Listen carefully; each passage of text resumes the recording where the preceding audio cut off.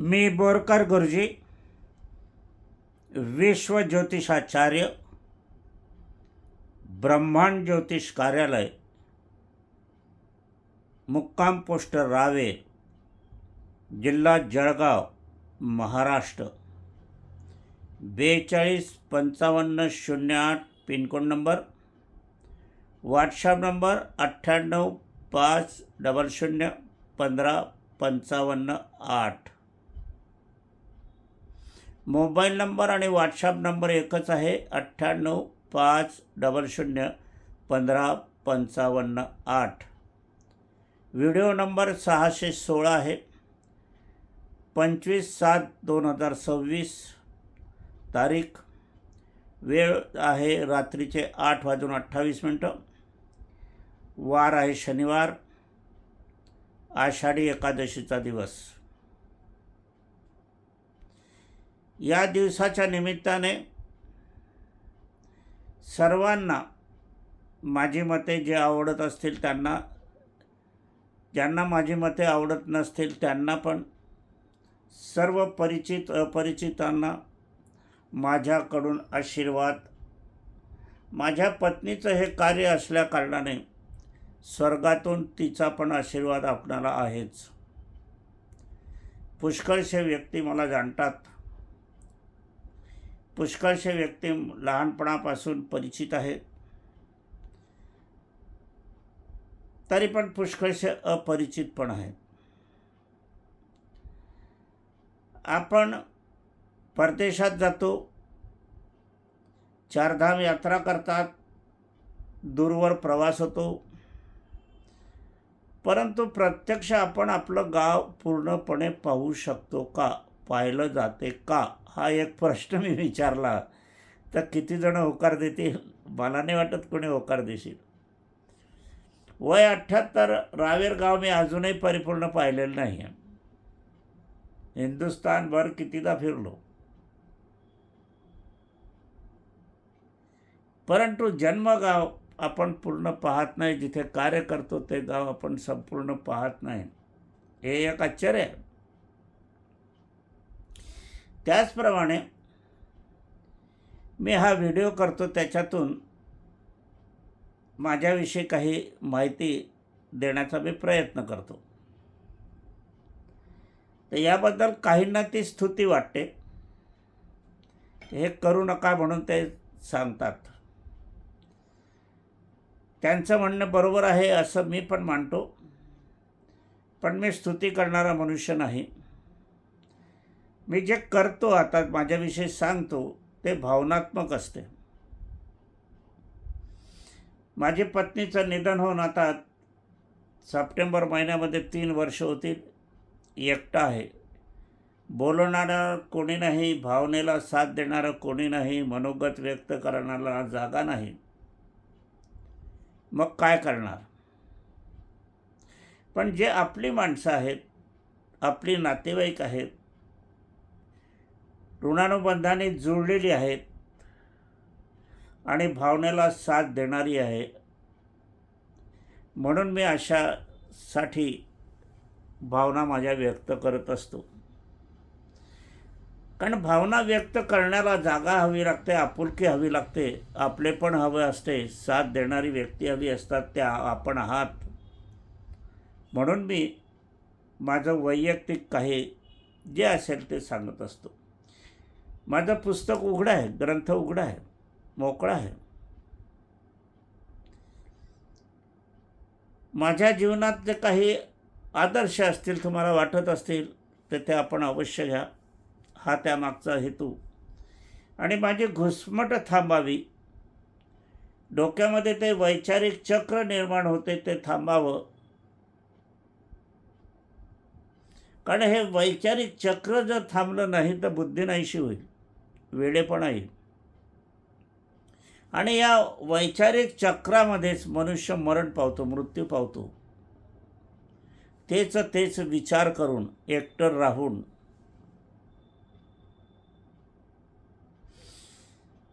म्हातारी माणसं खेड्यापाड्यात पारावर जातात, गप्पा मारतात. कशासाठी? हितगुज करण्यासाठी. 2 तासाची, 1 तासाची, 2 मिनिटाची तुम्ही देवाजवळ पूजन करतात, अर्चन करतात, मनातनं मनोगत सांगतात. का सांगतात? देवाला तर सगळं माहीत आहे तुम्ही कोण आहात, तरी पण तुम्ही सांगतात.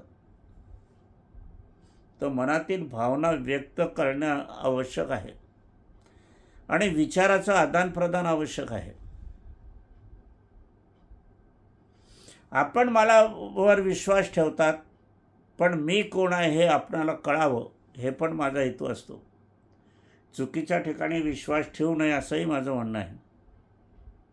श्रद्धा चांगल्या ठिकाणी असावी.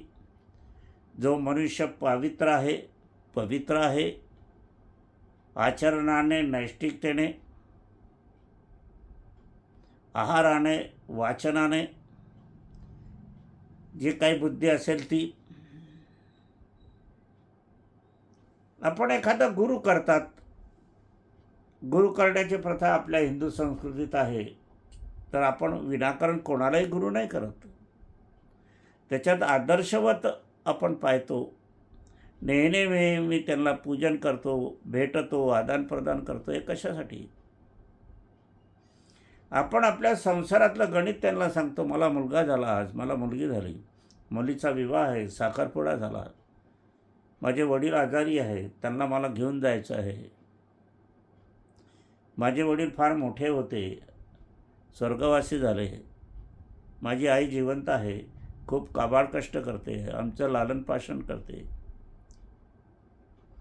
खऱ्या अर्थाने आपण मुलं आहात, PhD झाले आहे, वरती झालेले आहे, साहेब झालेले आहात, लाखोचा पगार तुमचा आहे, व्यापारी आहात, रोज लाखोने पैसे येत आहात. तर या ठिकाणी तुम्ही जर म्हटलं ही माझी कमाई आहे, मी कमवतो, याच्यामध्ये मीपणा येतो खरं असल्यावरही. लीनता माझ्या आईवडिलाच्या आशीर्वादाने मला मिळालेलं आहे, हे माझ्या आईवडिलांचा आशीर्वाद म्हणून मी कमाई करतो, असं सांगण्यामध्ये ईश्वर रूप येते. देवाने दिलं आहे मला, आपण म्हणतो. काय म्हणतो? दैव कोण आहे? देव कोण आहे? आई वडील, सासू सासरे, दुसरं कोण?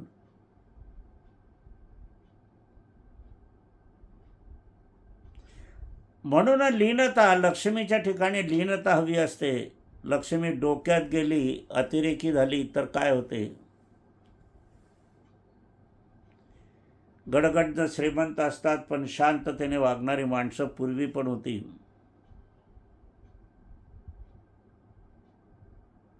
नेहरूंचं जर उदाहरण आपण पाहायला गेले तर नेहरूंची संपत्ती किती होती? सगळी देशाला दान देऊन दिली, पण भाषामध्ये लीनता होती.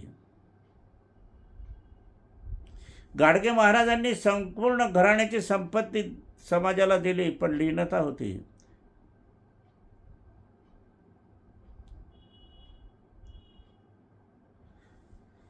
तुकाराम महाराजांचा प्रत्येक शब्द आपण घेतला तर त्याची किंमत आज केली जाणार नाही इतके, पण लीनता होती.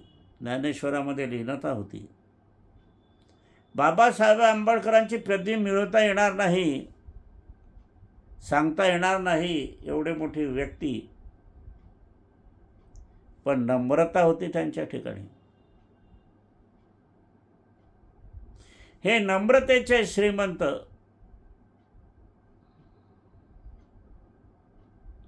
हे आपण बघायला पाहिजे. शिवाजी महाराजांचं उदाहरण आपण घेतलं तर शिवाजी महाराजांनी कुठेही अतिरेकी शब्द वापरलेला नाही आहे.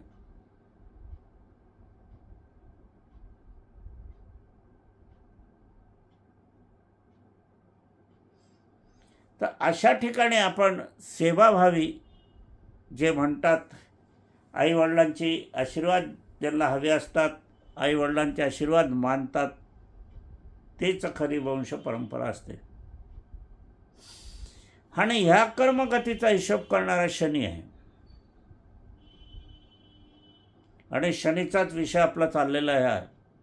आपण 2 दिवसापूर्वी शनी वक्री होत आहे. 26 तारखेला डिसेंबर 10 पावतर राहणार आहे. पुष्कळचा काळ आहे. प्रत्येकाला तो शिक्षा देणार आहे का आशीर्वाद देणार आहे, कर्म का आणि मोजणार आहे. सर्वांची परीक्षा आहे. पशु पक्षी प्राणी नदी तालाब अग्नी जल भूमी आकाश मंत्री संत्री आमदार गिमदार सगळे काही जे असेल भाऊ बन सगळ्यांवर शनी परिणाम करणार आहे.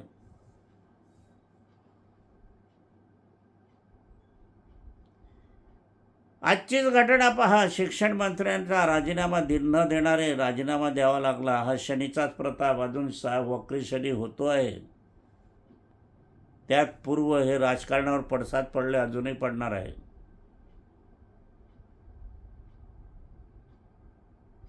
अन्याय अत्याचार अतिचार व्याभिचार कुयोग कुबुद्धी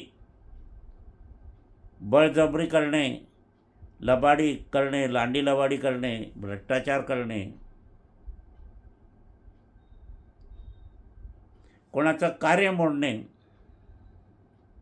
बुद्धी असून विपरीत वागणे ज्याची खाल्ली पोळी त्याची वाजवावी टाळी नाहीतर होईल जीवनाची होळी. हा शनीचा मंत्र आहे. शनीचं वाक्य आहे. शनीचं कर्मकहाणी आहे. आवाज होणार नाही पण शिक्षा मिळेल. म्हणून शनी माझा आवडता ग्रह आहे. शनी हा ज्या वेळेला शिक्षा देतो त्यावेळेला शिक्षा सहन करण्याची ताकद पण असावी. माझं वाकडं पाऊल पडलं तर शनीने मला शिक्षा द्यावी, मी मान्य करेल. पण शनी धनी पण आहे. मला जे काही सुख प्राप्त आहे, थोडे पैसे मिळतात, काही मिळतात,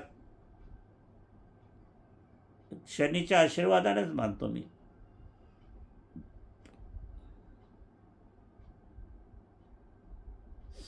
या जगामध्ये आईवडिलांचे उपकार फेडणं देवालाही जमलं नाही तर संतानांना मुलामुलींना सुनांना कुठे जमणार.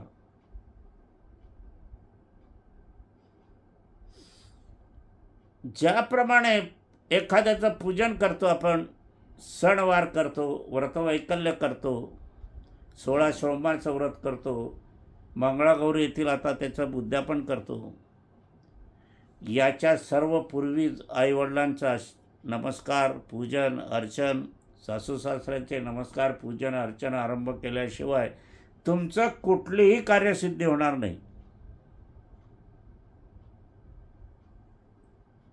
कारण आद्य देवता तुम्ही टाळून करत आहात, मार्गक्रमण करत आहात.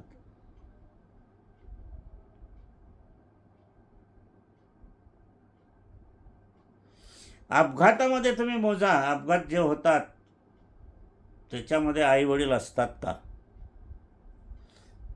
टक्केवारी काढायची, शोधाची. 100 अपघात मोजायचे जळगाव जिल्ह्यातले अमुक महिन्यातले. त्या गाडीमध्ये स्वतंत्र जाणारी मुलं मुली सुनबाई नातू पंतू आई वडील घरी असेच अधिक मिळतील. कारण आई वडिलांची छाया आई वडिलांचे आशीर्वाद हे आपणावर असायलाच हवं. 26 जुलैपासून ते 10 डिसेंबरपर्यंत शनी वक्री राहणार आहे. 26 जुलै वार रविवार, उद्या प्रदोष आहे आणि याच दिवशी शनी वक्री होत आहे. आता प्रदोष हा जवळजवळ यमकारक असतो आणि तो रविवारी असल्याने हा रवी प्रदोष आहे, म्हणजे प्राण आणि यमाचं सान्निध्य आहे. डिसेंबर वार गुरुवार, शुभवार, धर्मवार, कुळदेवतेचा वार, वाडवडिलांचा वार. एकूण दिवस 138 आहे शनी वक्री काळाचा. लक्षात घ्या, उद्यापासून 26 जुलैला शनी मीन राशीत आहे. कुंभ मीन मेष राशीला 7.5 पूर्ण आहे. कुंभला शेवटचे पादान, मीन राशीला मध्यमा आणि मेष राशीला प्रथम पादान. ही स्थिती डिसेंबर 26 पावे तो अखेरची राहणार आहे. शनी मेषला 12वा आहे, शनी ऋषभेला 11वा आहे, शनी मिथुनेला 10वा आहे, शनी कर्केला 9वा आहे, शनी सिंहेला 8वा आहे, शनी कन्याला 7वा आहे, शनी तुळेला 6वा आहे, शनी वृश्चिकेला 5वा आहे, शनी धनुला 4था आहे, शनी मकरेला 3रा आहे, शनी कुंभेला 2रा आहे आणि शनी मीनेला 1ला आहे. पूर्ण 7.5 मेष मीन कुंभ राशीला आहे. ढय्या 7.5 सिंह आणि धनु राशीला आहे. आपण मागच्या लेखामध्ये मेष राशी, मीन राशी आणि कुंभ राशी पूर्ण 7.5चं विवेचन मार्गदर्शन केलं. आता आपण सिंह राशीचं घेणार आहोत की ढय्या 7.5 आहे. ही अत्यंत घातक 7.5 सिंह राशीला आहे की 8वा शनी आहे. 8वा शनी आरोग्यावर, जीवनावर आघात सार्वथा करतो. अनेक दुरुस्त न होणारे विकार देण्याचे योग याच 7.5 देतात. आता हे सर्वांना येतात असं नाही, कर्मगती पाहूनच येतात. ज्यांची कर्मगती आहे, 8वा शनी आहे, तर 8वा शनी हा गंज देतो, मोठ्या प्रमाणावर देतो.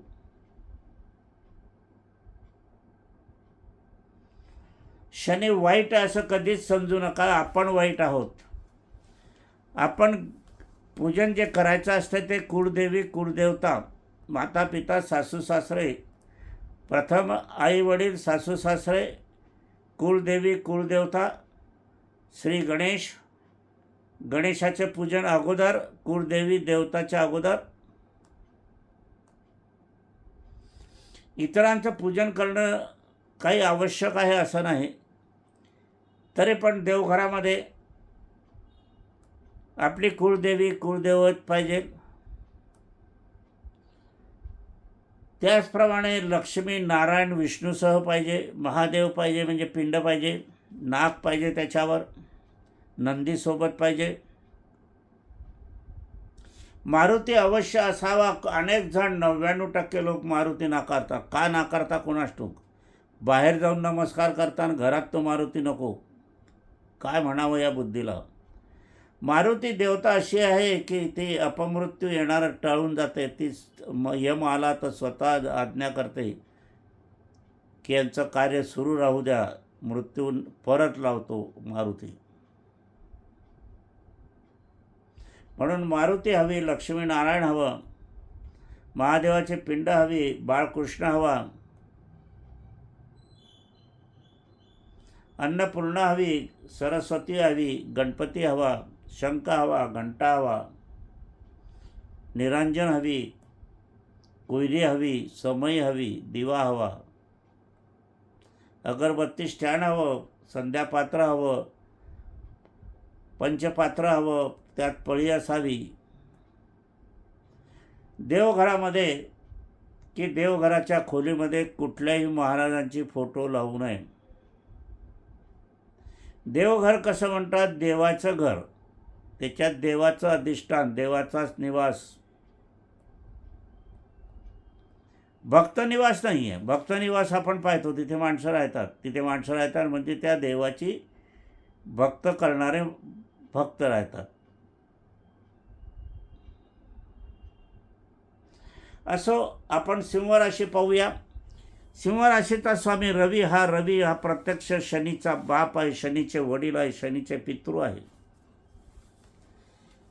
पण शनीने पितृला पण सोडलं नाही आहे.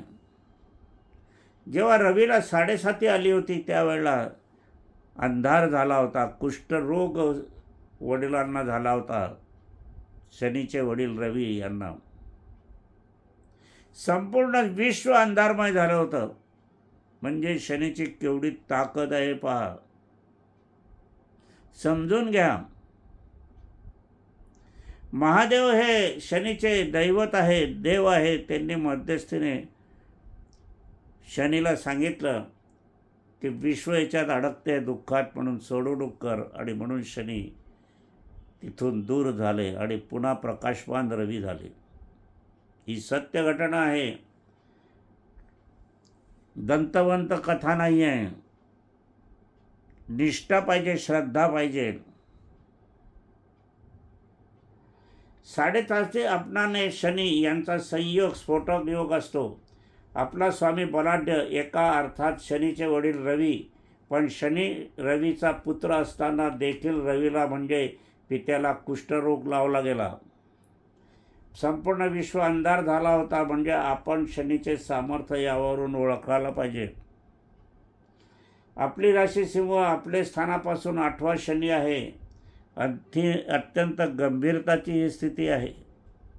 कर्म जोडीला असेल तर आपल्याला या ठिकाणी धनवंत होईल, यश येईल, आपण जे काही कार्य करतात ते उत्तमान होईल, नोकरी लागेल, लग्न होईल, विवाह होईल, पुत्रसंतती होईल, पैसे मिळतील. ज्यांची खावी पोळी त्यांची वाजवावी टाळी, नाहीतर प्रश्नचिन्ह. शनीचे मनात काय आहे ते कर्मगतीत सांगत असते. आपण जे कार्य करीत आहात ते कार्य प्रामाणिक करा. आपला स्वामी रवी सत्य आहे, सत्य वागावे. ऑगस्टमध्ये रवी बुध गुरु आहे. या भावात विद्यार्थी वर्गाचा अभ्यासात एकमत होत नाही, परंतु कर्म जर असेल तर आपण याच्यामध्ये उत्तुंग यश मिळवू शकतात. विद्यार्थी वर्गात अभ्यासात एकमन, वरिष्ठता प्राप्त होईल. आरोग्याचे प्रश्न निर्माण होणार आहे. वरिष्ठांची नाराजी संपूर्ण आयुष्य परिणाम होती, लक्षात घ्या. धनभावीचा शुक्र, आर्थिक फसवणूक, नको त्या ठिकाणी खर्च करावा लागेल. ऑगस्ट महिन्यानंतर विद्यार्थी वर्गात उत्तम आहे. चुकीचे मित्र संगती तोडावी. जवळ जाऊ नये, स्पर्श करू नये, दूर राहावे. जुगार, स्वार्थपणाने कार्य करू नका, फसगत होईल. यंत्रसामुग्री, उपकरणे, इलेक्ट्रिक, गॅस, साहित्य जपून हाताळा. नोकर व्यवसायास उत्तम. कायद्याचा धाक बाळगा. आरोग्य दुखापत, दवाखाना, ऑपरेशन, पुढे प्रश्नचिन्ह. असं असताना कर्म जर उत्तम असेल तर हा शनी तुमच्या मनातील लहान सहान मोठ्या कितीही असो त्या पूर्ण करील. इच्छा सफल होतील. तुमची कुठलीही इच्छा असो ती तुमच्या मनातील, कार्यातील, जीवनातील, संसारातील, नोकरीतील, व्यवसायातील, कायद्यातील सुद्धा असेल तर शनी हा तुम्हाला त्यातून सोडवणूक करेल. अशी ही सिंह राशीची 7.5 8वा शनी उत्तम आहे. त्याबद्दल वाद नाही. यश मिळवाल, मनातील इच्छा पूर्ण होतील, आर्थिक लाभ पण होईल. धनुराशीला 7.5 आहे. 4था शनी आहे. 4थं स्थान म्हणजे कुटुंबस्थान, मातृस्थान, सुखस्थान, केंद्रस्थान.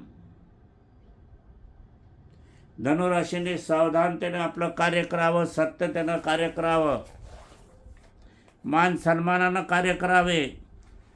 आपणा 4था शनी कुटुंब, सुख, मातृस्थानात समस्या निर्माण करणाऱ्या राहतील. 10 डिसेंबर 2026 पासून आपली राशी आहे ही 4थ्या शनीत अडकलेली आहे, हे लक्षात घ्यावं. सात्विक, धार्मिक, सत्यवादी असे असताना आपण अधार्मिक कृत्य, असत्य बोलणे, सात्विकता तोडून वागणे, यालाच जर असं केलं तर चांगलीच कसरत करायला शनी लावणार आहे. यासाठी सौजन्यपणे वागा. माता पिता, सासू सासरे संबंध चांगले ठेवा. आज्ञासेवा हाच धर्म ओळखून वागावे. शनी वक्री, त्यात मंगळ भ्रमण होणार आहे. हे मंगळ ह्याचा विचारच करू नका. इतकी सावधानता तुम्हाला बाळगायची आहे. श्राद्ध महिना ह्याच काळात येत आहे. श्राद्धातील चुका आपण केलेल्या असतील त्या चुका त्या जागी जाऊन दुरुस्त करा. या वर्षीचं श्राद्ध मनोभावाने करा. आणि श्राद्धी ब्राह्मण बसवायचा असेल तर तो आपल्या 10 दिवसाच्या अधिकारातीलच बसवा, जातीतील बसवा. अन्यथा ब्राह्मणास श्राद्ध बसवणे किंवा त्यांना सीधा आटा देणे, दक्षिणा देऊनही श्राद्ध आपल्याला करता येते.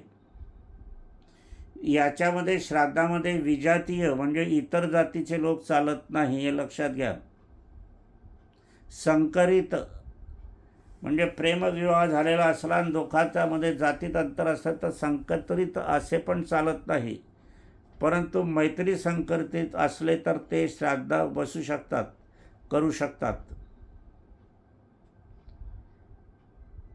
सुधारण्याची संधी आपल्याला या ठिकाणी मिळत आहे. अन्यथा जिवंत कर्मभोगपेक्षा मर्तिक भोग अधिक परिणाम करणारे असतात.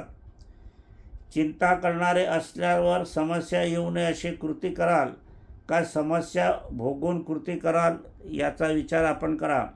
योग्य ते आपण ठरवावे. व्यापारी वर्गाची उधारी उसनवारी वसूल होईल. मोठ्या प्रमाणावर व्यापार होईल. नोकरी लागेल. विवाह होईल. शेतकऱ्यांना उत्तम राहील. मातृचिंता, बंधुचिंता, कुटुंबचिंता, सासूचिंता, सासरे चिंता, आईवडील चिंता चतुर्थ शनी देणारच आहे. याबाबत सावधानता बाळगावी. प्रवासात बिघड, समस्या, आरोग्यचिन्ह, प्रश्नचिन्ह राहणार आहेत. स्पष्ट बोलले अनेकांना आवडत नाही. शेवटी आम्ही ज्योतिष मंडळी काय करणार. गोड बातमी येईल आपल्या कुटुंबात. आनंद समारंभ साजरा होईल आपल्या कुटुंबात. उंबर वृक्ष लावावा, जगवावा, वाढवावा.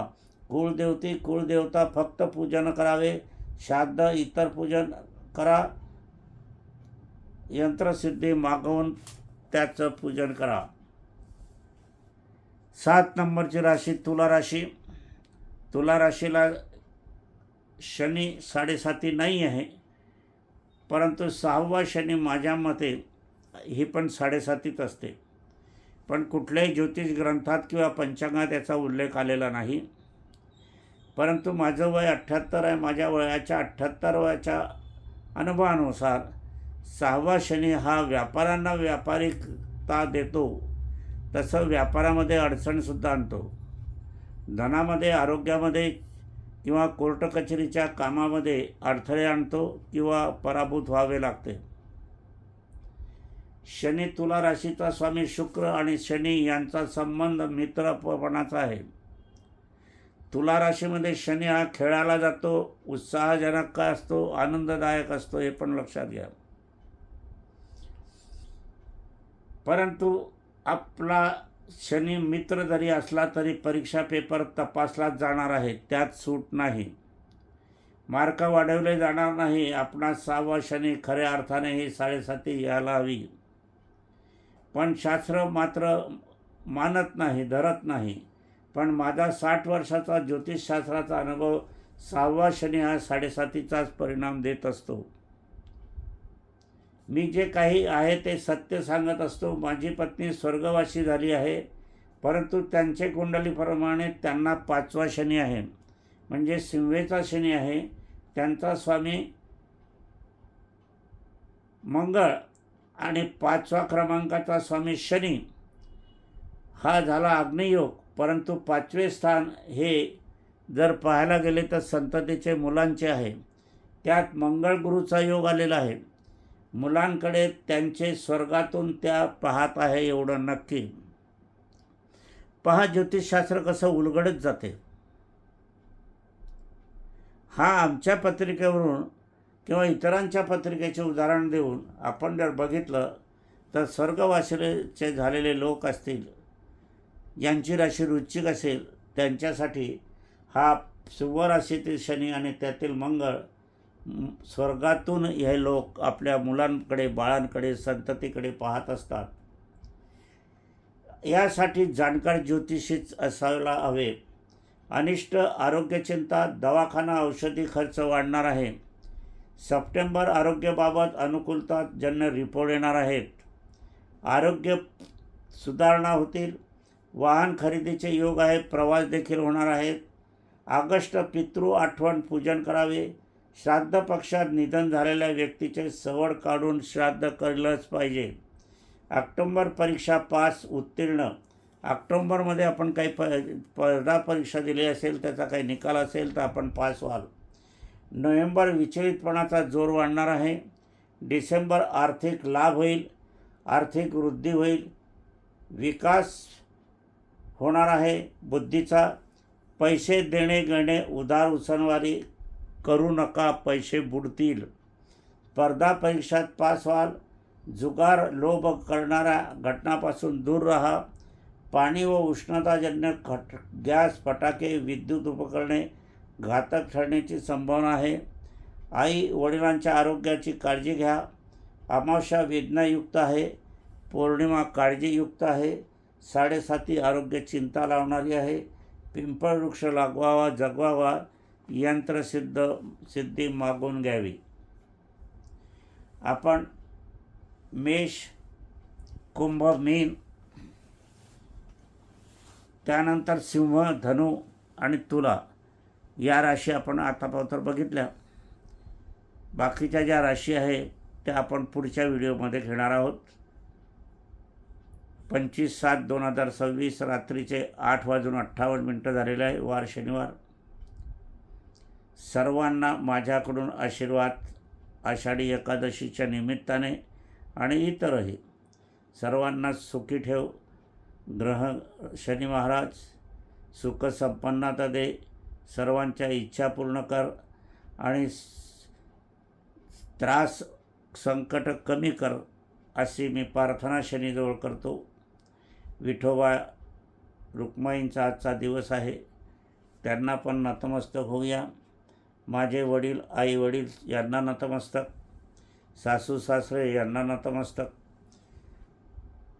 आता पुष्कळांना असं वाटते की सुनबाईला सासू सासरे असतात, पुरुषालाही सासू सासरे असतात, म्हणून त्यांना पण नमस्कार. आणि माझी पत्नी स्वर्गीय सौ निर्मलाबाई बोरकर यांना अभिवादन करूया आणि आजच्या कार्याला समापन करूया. माझे मनोगत करण्याचा हेतू मी तुम्हाला माझे समजतो, आपले समजतो. नातेसंबंधापेक्षा तुम्हाला ज्येष्ठ श्रेष्ठ स्थान मानून मी माझ्या मनातील गोष्टी सांगण्याचा प्रयत्न करतो. कारण भावना व्यक्त करणे हे मनुष्याचंच काम आहे. भावनेचा जोर झाला तर तो विकृती निर्माण होते आणि त्यात मरणसुद्धा येते बुद्धिवानाचं. पुष्कळसे काही लोक भांडकुदळ करतात, मद्यपान करतात आणि रात्री एका गिलासात पितात. तर हे बुद्धिवानाला जमत नाही. बुद्धिवान आपलेपणा जिथे आहे तिथेच आपले मत व्यक्त करतो. मी तुम्हाला आपलं म्हणूनच समजतो. असो, आजच्या कार्याला इथेच विराम देऊया आणि पुढच्या कार्यासाठी आपण हाच विषय पुढे चालू ठेवूया.